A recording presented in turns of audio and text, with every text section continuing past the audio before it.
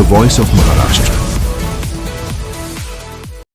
सध्या महाबळेश्वरमध्ये सार्वजनिक बांधकाम विभागाने एक जावई शोध लावल्याचं चित्र पाहायला मिळत आहे.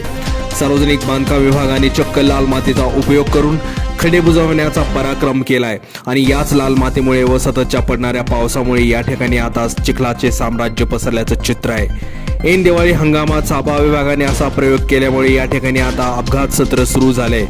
अनेक पर्यटक व स्थानिक लोक येथे प्रवास करत असताना चिखलामुळे वाहन स्किट होऊन पडल्याने गंभीर स्वरूपाची दुखापत होत आहे. परिणामी सार्वजनिक बांधकाम विभागाच्या या अद्वितीय प्रयोगामुळे एखादा निष्पाप बळी गेला तर नवल वाटायला नको.